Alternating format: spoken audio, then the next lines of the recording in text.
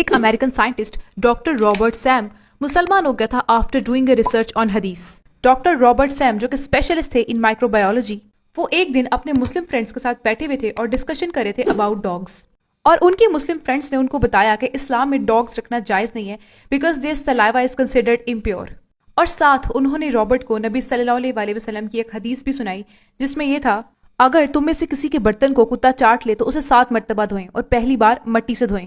اور ایک اور بھی حدیث سنائی جس میں یہ تھا، اگر تم میں سے کسی کے برتن کو کتا چاٹ لے تو اس برتن کو 7 مرتبہ دھوئیں اور 8ویں بار مٹی سے رگڑیں. یہ حدیث سننے کے بعد رابرٹ چپ ہو گئے اور ان کے ذہن میں کوشچنز آنے لگے کہ اگر ڈاگ نے کسی آبجیکٹ کو اپنی زبان لگائی ہے تو اس کو 7 بار دھونے کا حکم کیوں دیا گیا ہے اور پانی سے دھونے کے بعد مٹی سے دھونے کا کیوں کہا گیا ہے. And out of curiosity doctor Robert decided to test it. تو ڈاکٹر رابرٹ نے اپنے گھر کا ایک برتن لیا اور اس برتن کو ڈاگ کے سامنے رکھ دیا تاکہ وہ اسے چاٹے. اس کے بعد رابرٹ نے اس برتن کو 7 ٹائمز واش کیا وتھ سوپ اینڈ واٹر. پھر دھونے کے بعد رابرٹ نے اس برتن کو مائکروسکوپ سے چیک کیا اور وہ سرپرائز ہوئے یہ دیکھ کر کے ابھی بھی برتن پر ملینز آف بیکٹیریاز تھے. پھر ان کو یہ پتا چلا کہ صرف پانی اور صابن کے ساتھ دھونے سے یہ بیکٹیریاز نہیں جائیں گے. پھر وداؤٹ ڈیلیئنگ رابرٹ نے اس برتن کو مٹی سے دھویا جیسے کہ حدیث میں بتایا گیا تھا. پھر مٹی سے دھونے کے بعد دوبارہ جب اس برتن کو مائکروسکوپ سے چیک کیا گیا تو رابرٹ واز سرپرائزڈ ٹو سی کہ کوئی بھی بیکٹیریا برتن پر باقی نہیں رہا تھا.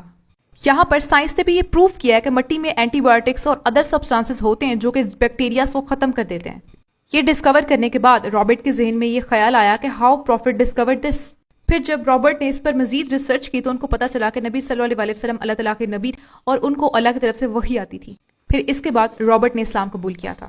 اینڈ ان 19th century ایک فرینچ سائنٹسٹ لوئس پیسٹر نے یہ ڈسکور کیا تھا کہ ڈاگس کے سلائیوا میں جو بیکٹیریاز ہوتے ہیں وہ ڈیزیز کاز کر سکتے ہیں. مگر یہ ڈسکوری نیو نہیں تھی کیونکہ نبی صلی اللہ علیہ وسلم نے بہت پہلے بتا دیا تھا کہ ڈاگس کے سلائیوا میں بیکٹیریاز ہوتے ہیں.